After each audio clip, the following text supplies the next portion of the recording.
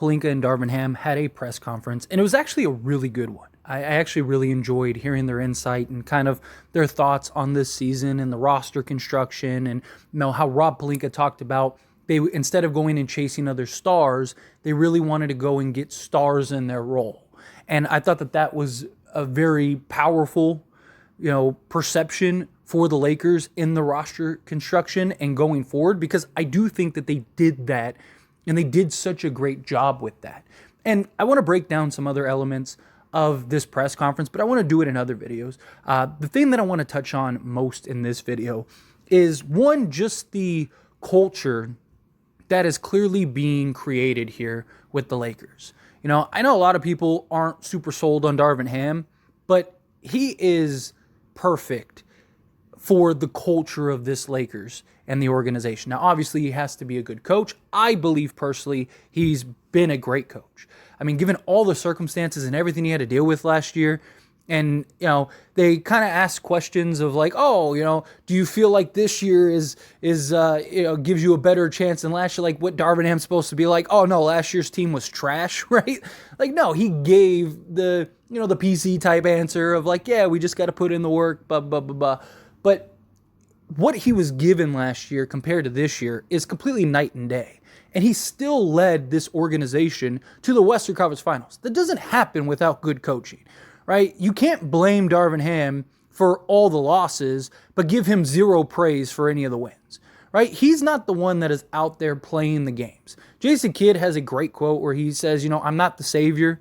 I'm just the guy that's supposed to get everything in order, but it's up to the players to execute and deliver on that order. And that's exactly what it is here with Darvin Ham, right? Darvin Ham could get everybody to buy in 100%, but they still have to execute. Darvin Ham talked about how, we just need to hit shots. He said we played as good of defense as we possibly could have last year, which they did. They were number one. You can't be better than number one, right? So it's not the defense side. It's making buckets and putting the ball in the hoop, right? And that's something that I think the Lakers did a great job in executing and delivering. And Rob Pelinka really breaking down just kind of how he wanted to get size, he wanted to get versatility, they wanted to get depth. And a lot of it was taking into account LeBron James in year 21, and at his age. They said and joked about how they're lucky he was grandfathered into the rest rule, so that way they can give him rest when needed, which makes sense. I mean, again, dude's about to be 40 in year 21. Like, give the guy a break here a little bit. And the fact that he's still playing at such an elite level is just unprecedented, right? And so, this roster, you look at this roster, and I've talked about this specifically long before this conversation by Rob Pelinka, where I said this roster was perfectly built for LeBron James, because you got a bunch of guys with size, versatility, where LeBron could take plays off, could take games off, could take stretches off if he needs to, and the Lakers could still remain competitive, still be here as far as like being able to win games. And you're starting to see the cultural establishments here. They have the structure. You have an excellent GM in Rob Pelinka. Rob Pelinka deserves all his flowers. And he talked about how, they took a chance. The Lakers took a risk, took a chance, and it didn't work out. And he said it's his job as an executive to, when you take chances and they don't work out, you need to correct those chances, and that he believes he did that. And obviously, he didn't mention names specifically, but come on, it's the Russell Westbrook thing, right? And he's spot on. I've said this before, and I even said this in my defense of the Lakers going and acquiring Russell Westbrook. First off, it wasn't Rob Pelinka that wanted Russell Westbrook. It was LeBron James and Anthony Davis. They went and ran to Mommy Jeannie, and she said, get it done. So Rob Pelinka had a deal lined up, done, signed, sealed, delivered, with the Sacramento Kings to land Buddy Hield. And then even DeMar DeRozan talked about how he thought the deal was done and he was heading to the Lakers. Like, he had other moves in line to keep the depth, to go get an upgrade in positions. After the bubble year in which we won the championship, Rob Pelinka immediately went and upgraded at several positions while maintaining depth. The Lakers were the number one team in the league before injuries and everyone started falling apart again. Otherwise, the Lakers might have went back-to-back. They were up 3-1 against the Phoenix Suns, looked like they were about to completely run away with it, and then Anthony Davis gets hurt. And he talked about how you can't, account for that. And I've talked about that repeatedly. You can't make moves and assume players are going to get hurt, because you never know. If that happened, no player would ever get a paycheck. No teams would ever go and make any moves, right? Because it's like, why? Like, you can't account for injuries. But then you see them go and take a shot with Russell Westbrook, which, yes, all of us had concerns that it probably wasn't going to work. But that's what the difference between the Lakers and every other organization is. Why do the Lakers have 17 NBA championships, about to get number 18? And why are they year in and year out relevant? I mean, outside of being an LA market, it's because the Lakers aren't afraid to take chances, and because they know they are the LA market and can easily just turn it around. They're able to take risks. We've seen it. Dwight Howard, Steve Nash, right? People forget Steve Nash was coming off of a nearly all-star or MVP level performance and led a bunch of randoms. I shouldn't say that. There was a couple good players on that roster, but it wasn't like they weren't even projected to make the playoffs. And Steve Nash led that team. He led the league in assists. He was great. And then he got hurt in preseason and just was never able to recover from that, right? Like, that was a real thing. Dwight Howard, he coming off of back surgery. He wasn't the same guy, right? That didn't really work. Right? And then Kobe tears his Achilles. Go back to the Karl Malone and Gary Payton days, right? I mean, that team made the finals, and I do believe if Karl Malone didn't get hurt, that the Lakers probably would have won that chip that year, but that's neither here nor there. They took a chance. They got to the finals, didn't work out, right? The Lakers, they took a chance on Russell Westbrook. It didn't work out. They waited and were patient and got off of it, figured it out, and were able to make the Western Conference Finals for a team that started 2-10 on the season, had a 0.02% chance of just making the playoffs, let alone getting to the Western Conference Finals, and they were able to do that. Now you have a full offseason, a full training camp, a full preseason. Rob Pelinka has done a fantastic job since being with the Lakers. He has. The one blemish that you can make an argument is the Russell Westbrook thing, which again wasn't even his doing. He didn't want to do that, and then got thrown in the mix and was like, hey, you got to fix this because you're the GM. Took all the backlash, all the ridicule, all of everything, and corrected it, and now look. Now the Lakers are right back to where they should have always been and getting that depth and that talent. But even the Russ thing, it made sense in the regards of, like, you have LeBron James and Anthony Davis who are hurt and going to miss 20-plus games a season. Russell Westbrook always plays. He's one of the few guys that game in and game out, he's going to give you 100%. LeBron wanted to play off the ball more. Like, in theory, Russell Westbrook made sense for the Lakers roster. It just, unfortunately, they weren't able to really navigate it and figure it out. But again, Rob Pelinka being able to change that. And he talked about how, they have this young core, this young establishment, this young foundation that is not only going to give them the ability to contend now, but contend for many years to come. And they talked about how, now we have that next wave. Once LeBron and AD and stuff like that are gone, we're not scrambling and trying to figure out, well, what do we do now? Like, no, they have the core, they have the foundation, they have the pieces that when those guys kind of sail off into the sunset, specifically LeBron, because that's, who knows how long that's going to be, right? Then you have that next wave that can come in and kind of fill in and take over, right? And we're establishing that culture that makes players want to come. It's what they talked about in the thing, how we didn't know what to expect going into the offseason. We made the phone calls and they were shocked how quickly everything came to be. I mean, we all were, right? I was doing live streams, we were having conversations, and all of us were like, wow, the Lakers are already done and it's been like an hour. Right? The last thing we're waiting for was Christian Wood, which he came. And they talked about how, they've they've built the culture, they've established themselves as a legit team that where now players want to come. They talked about how, Malik Monk and Dennis Schroeder and guys like that basically going and getting better deals by playing and coming to the Lakers, and talked about how Christian Wood, that was a factor for him, right? So, but that's good for the Lakers because that gives them this constant cycle of, you have the LA market, you're always going to need to fill out, a couple spots every year.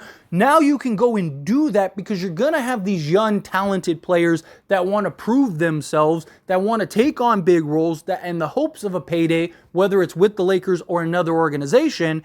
And that is good. You're going to get the next Christian Wood. You're going to get the next Malik Monk. And you have this constant cycle. They talked about how, the draft department, how good they've been with the draft. Like they have. Our draft department, our farming system is A1. The development staff, the coaching staff, Phil Handy. The Lakers have built that structure. Like so many people give, Miami Heat and Heat culture so much praise and effort, and deservingly so, right? They really deserve it without a doubt. But the Lakers are starting to build that as well. They're starting to head in that right direction and really starting to progress in that positive light to where they can now be in those same conversations where players want to go there and they'll have the pool to pick and choose. Do we want this guy or do we want this guy? Do we want that guy or do we want that guy? Rather than like, well, we need to scramble and get players, so let's just grab who's available. Oh, it's a bunch of guards because everyone else went elsewhere. So I guess we got a roster full of guards this year. Like, no, now you see Taurean Prince, boom, here you go. Jackson Hayes, boom, here you go. Right? Like, oh, Cam Reddish, come on down. Gabe Vincent, who is the starting point guard for the Miami Heat in the NBA Finals. Hey, are you okay being a backup? Let's go. Come on down. Right? Like all of these things are huge. And the players that you went and traded for last season wanting to continue and stay here. Right? They feel like we were right there. And now we have the opportunity to go and press and really kind of work together for this common goal. Right? It's not going to be all sunshines and rainbows this year. But the Lakers have a championship level roster. Rob Pelinka put that together. Darvin Ham now is going to have his work cut out for him, and he addressed that. He talked about that, right? And everybody needs to buy in and play their roles. Everyone will have an opportunity to eat, but he's got to navigate this through training camp and preseason and stuff like that. Darvin Ham's going to earn his paycheck this year, that's for sure. But the organization and the standard in which the organization is now putting forward, we have all the pieces in place. You have an owner in Jeanie Buss who's willing to do whatever it takes to win. You have an excellent GM in Rob Pelinka who has proven time and time again to be one of the best in the game. And now you have a cultural head coach that is a player coach that players believe in and buy into. Even Russell Westbrook completely changed the way he plays in many aspects because Darvin Ham came to the Lakers and convinced him to do that. You sit there and you listen to Darvin Ham and you're like, man, like he makes me feel like I could be, the next star in the NBA and I'm just some dude sitting on my couch, right? Like the guy just has the gift of gab, but he needs to continue to show the growth in execution. We saw that last season. It's nice that we have the structure because it starts from the top down, right? You got to have a good, willing, dedicated owner. We have that. You need to have good executives that are willing to do and put in place whatever needs to happen.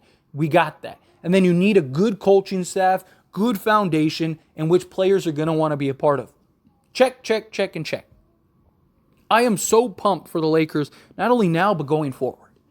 Right? Like the Lakers really established that and began to establish that last year in the hiring of Darvin Ham, in the extension of Rob Pelinka. Jeanie deserves credit in this regard as well. Because one, she is the one that has to pay these guys and hire these guys and take the chance on these guys. But she understands that we're building a culture. It's going to take a little time. It's going to take a little establishment. In my opinion, it kind of expedited faster than I thought it would. But it's nice to see. Right? And now we have this foundation even beyond LeBron James. Right? Even LeBron, beyond Anthony Davis. Because all these guys are young. Darvin Ham is young, right? He could, you're talking a Pop type level coach where he could be the Lakers head coach for the next 20 years, right? You have Rob Pelinka who's still young where he could be the executive for the next 20 years. That's good because you don't have to worry about the culture. You don't have to worry about this constant change. You don't have to worry about nothing, right? We had this real struggle period. And then Mitch Kupchak leaves, and then you got Magic and Rob Pelinka, and it's kind of like this awkward, like, okay, well, whose word is it? Well, Magic's always gonna have the word because of his ties to Jeanie and all that stuff, and then Magic steps down, and then you saw the clear-cut establishment of Rob Pelinka, and he's done a fantastic job since then, right? Did he get the job because of Kobe? Absolutely. But that doesn't mean he hasn't shown that he deserves it. That doesn't mean he hasn't shown that he's not capable of doing it. He was Kobe's agent pretty much his entire career, right? Like, you think Kobe would have a guy like that if he didn't think that guy was brilliant? I mean, come on, it's Kobe Bryant. he's not really known for, like, being, hey, yeah, you're my, no, he said repeatedly, I don't have any friends, I don't have nothing, right? Like, I have this, I have basketball, I have winning, right?